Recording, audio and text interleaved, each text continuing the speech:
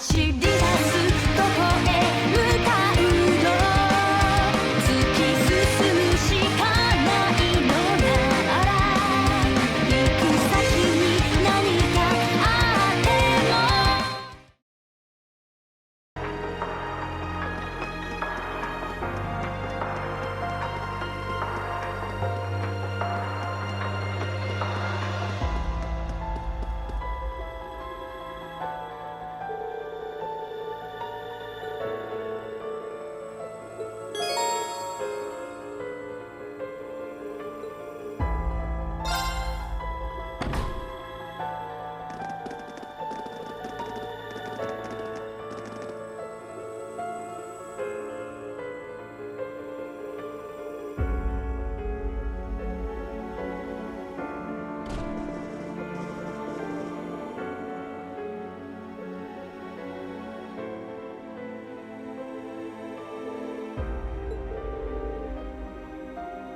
So, you've arrived at last.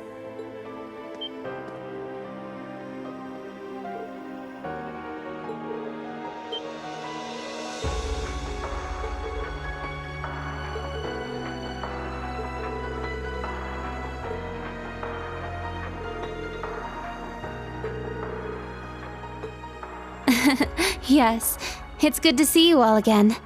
Please, come in. They're waiting for you just over there.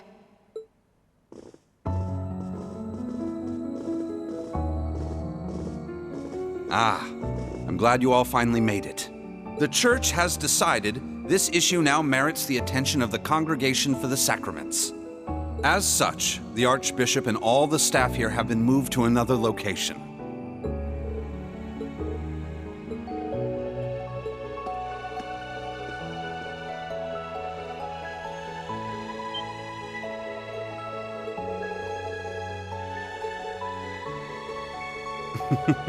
Thank you for all your diligence, Rosine.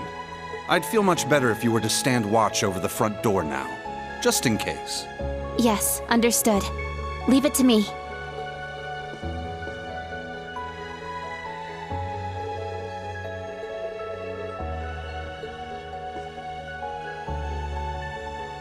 Let me introduce you.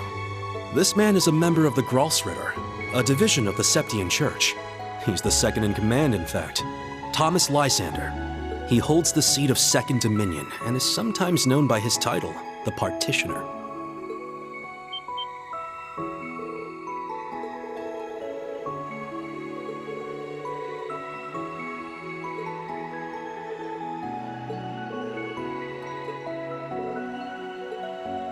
Now allow me to introduce you.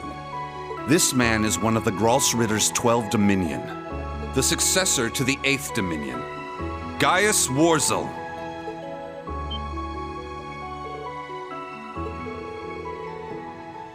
Yeah, a lot happened all at once. After graduating from Thors, I returned to Nord and began observing the struggle between Erebonia and Calvert. However, I began to feel something dark and sinister carried on the winds of the plateaus. I consulted my father and the chief, and eventually my old teacher, Father Barkhorn, came to visit.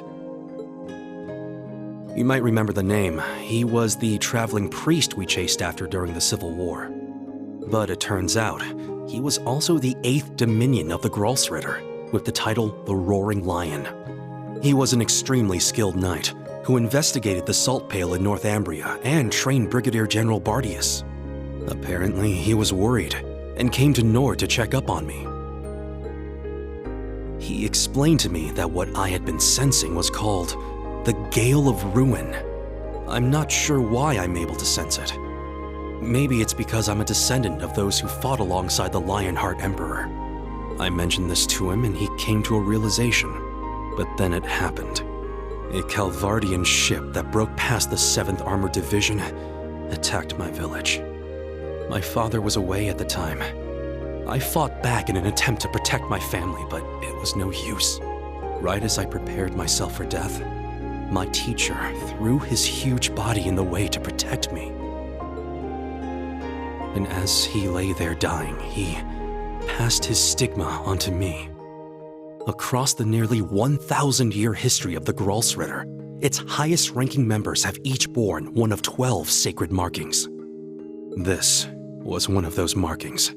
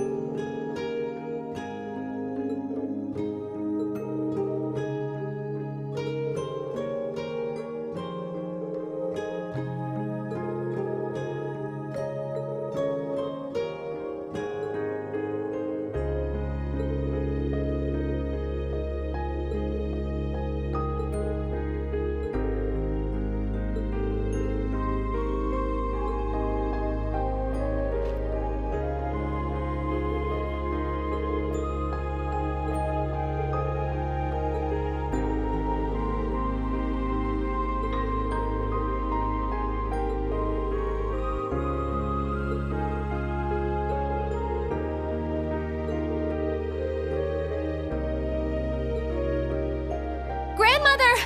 Stop hiding! Come out already! You're the one who called us here in the first place, aren't you? I only hid myself so as not to interrupt your discussion.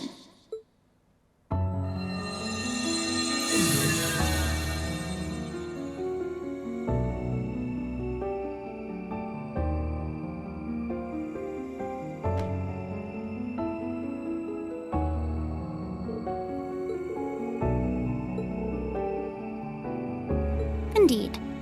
But you may simply call me Rose. I had you all gather here for one reason. To explain to you the background between the Hexen clan and the church.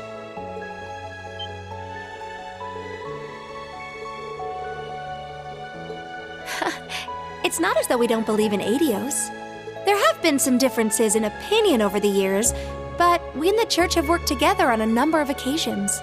For example, during the War of the Lions, or the vampire incident in the Middle Ages. Not to mention the fight against the Dark Dragon 800 years ago. But all that was just Rose sticking her nose into other people's business.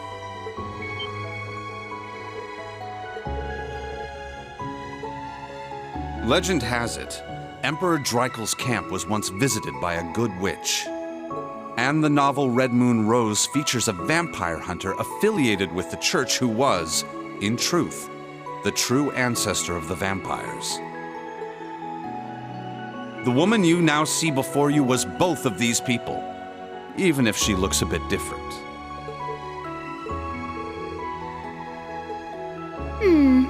800 or so.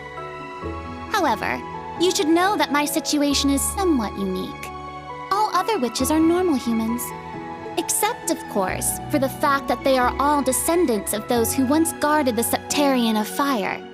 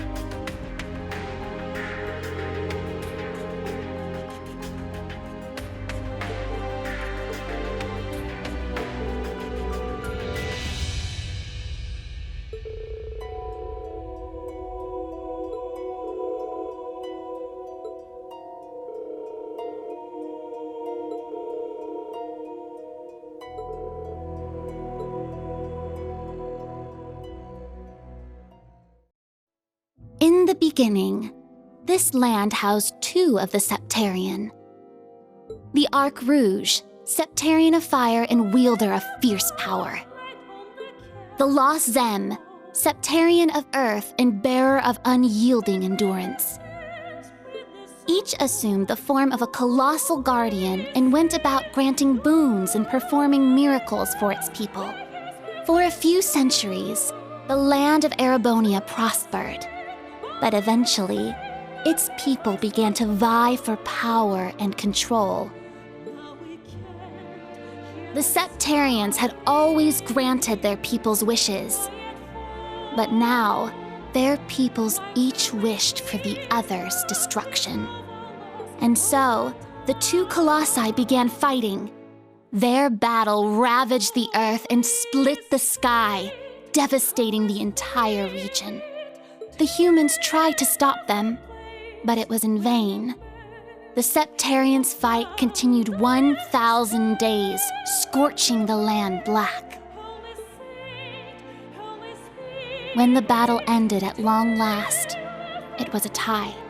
Exhausting their power in one final strike, the two Sept-Terrion were blown away, left as nothing but empty shells. Yet the tale did not end there. The power expelled by each Sept-Terrion collided and became one, resulting in the creation of an entirely new entity.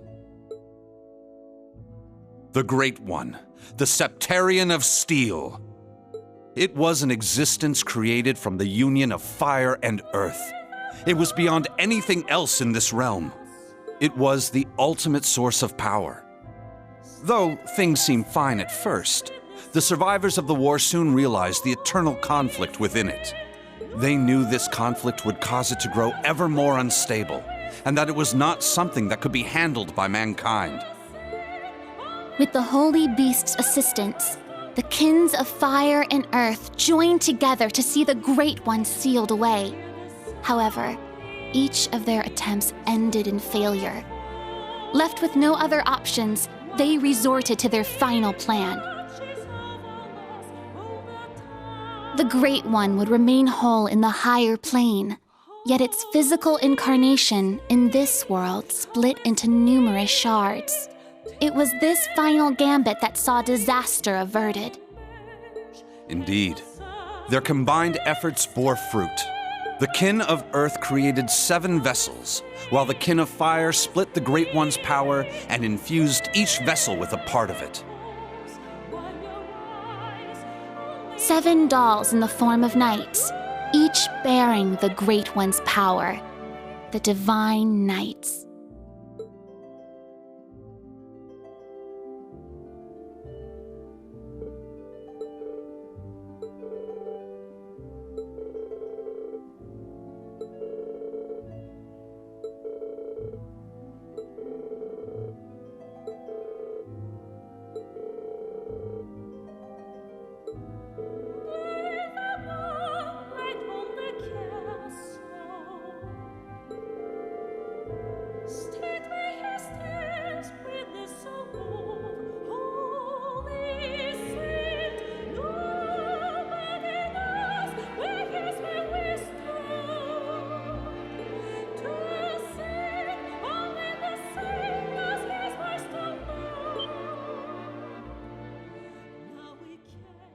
"900 years ago, Heimdallr was a small city of only about 50,000 people.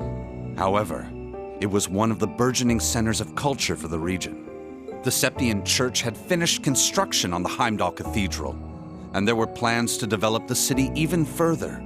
But it was then the Dark Dragon appeared, blanketing Heimdallr in miasma and transforming it into a city of the dead. Emperor Astorius chose to lead his people south and made Sainark the new capital of Erebonia. In helping Emperor Astorius deal with this crisis, the Hexen clan and gnomes each suffered substantial losses. The Hexen clan lost its elder, and the gnomes their holy beast. And so ended their alliance. The final time they spoke would be a century later.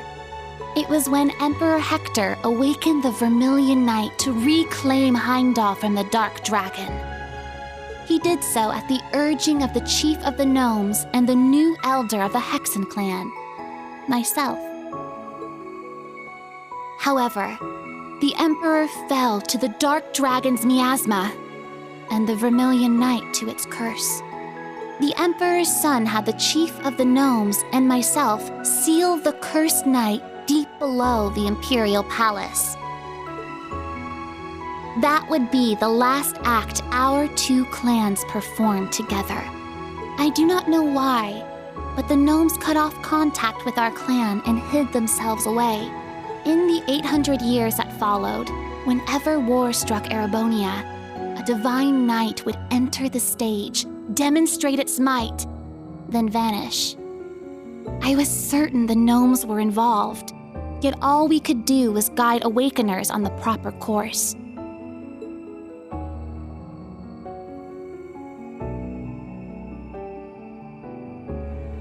This unending pattern reached its most fevered peak 250 years ago during the War of the Lions. The false Emperor Orthros unearthed the cursed Vermilion Knight, and a mercenary under Prince Lucius' employ awakened the Palatinate Knight. Prince Dreichels found the Ashen Knight, and Lianne the Argent Knight. The four awakened at once, made for a grand war indeed.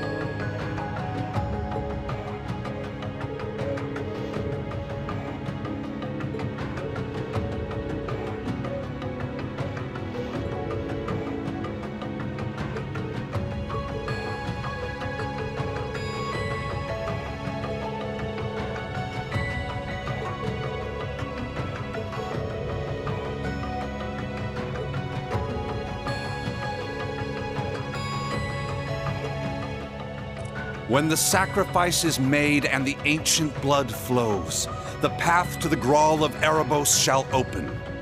When the tainted holy beast is pierced by the blade of World's End, and its blood fills the Gral, the great twilight shall fall upon the land.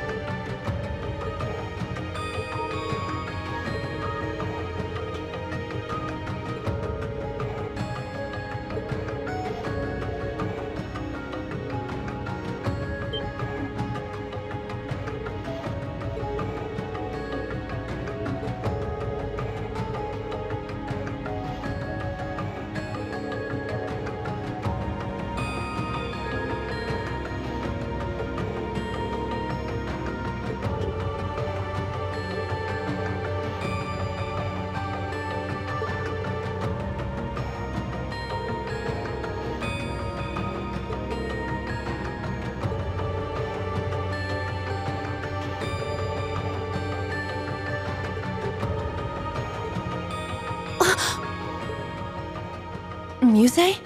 Is something the matter? Oh? You realize something? Right now, we need any straw we can grasp at. Anything at all could help, no matter how small. Yes, you're right. That term. Originator Zero.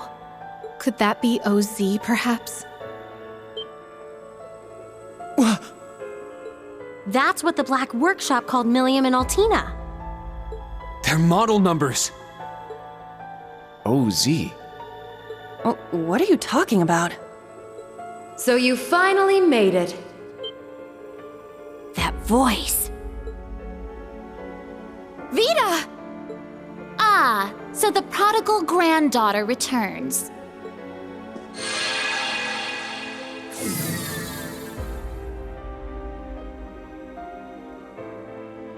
Misty, Vita. I heard you had been acting on your own.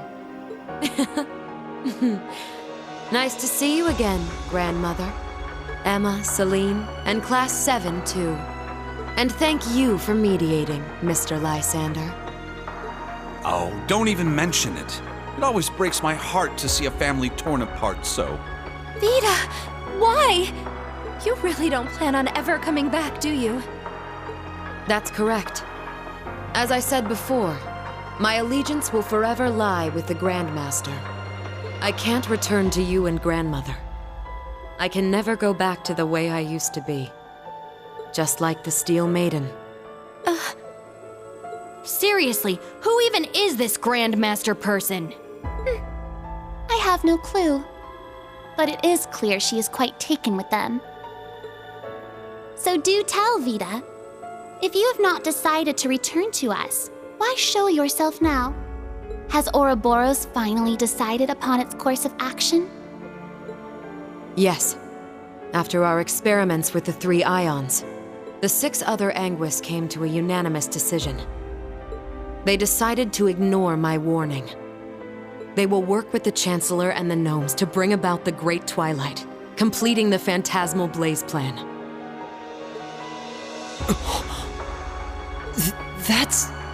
So that's how it is.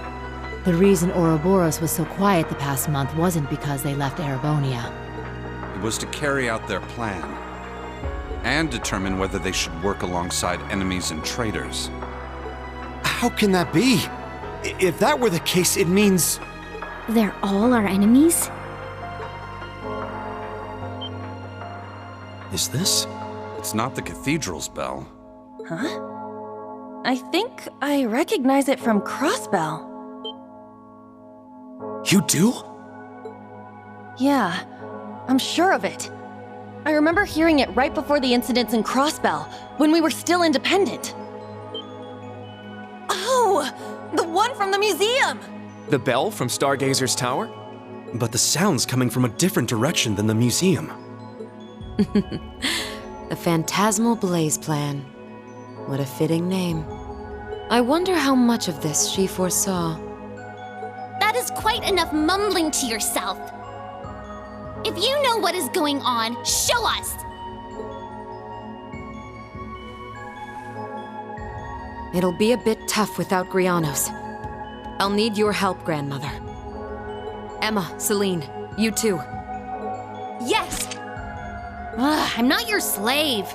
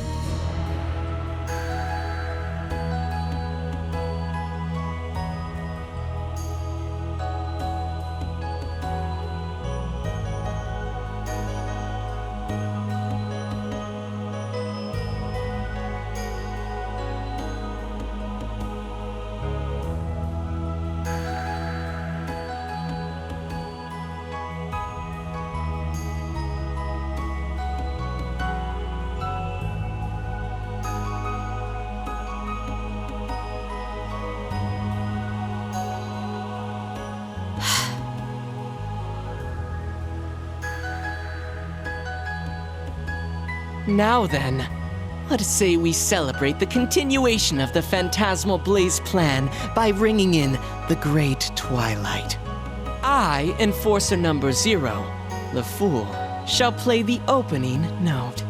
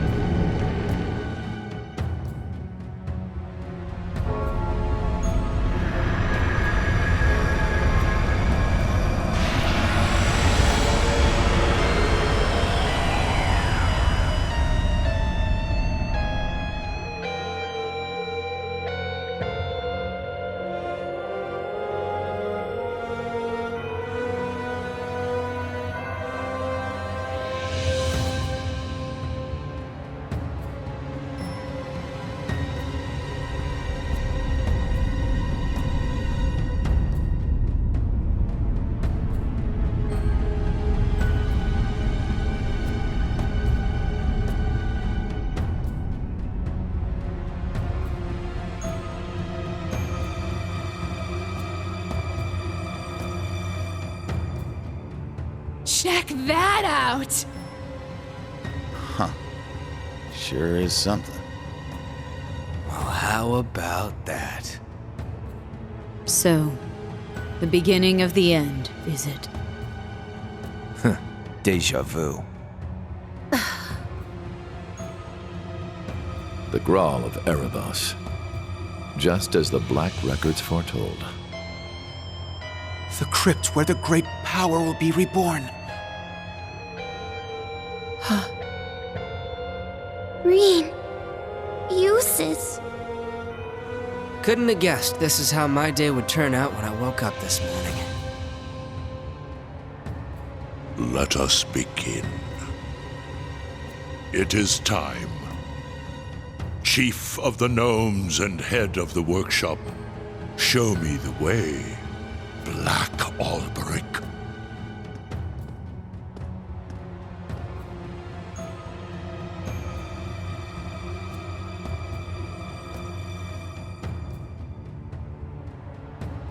As you wish, my lord.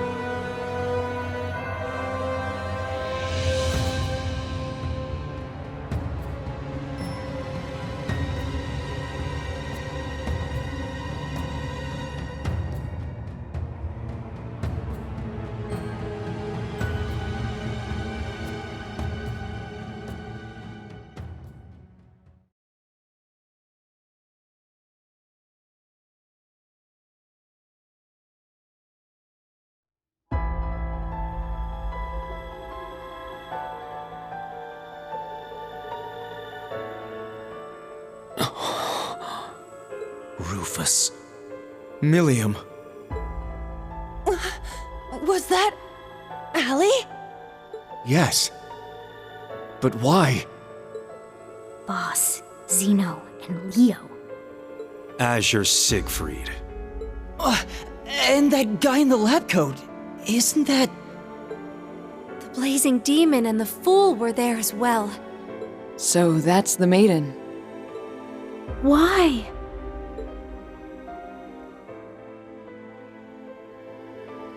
We just spoke this morning and...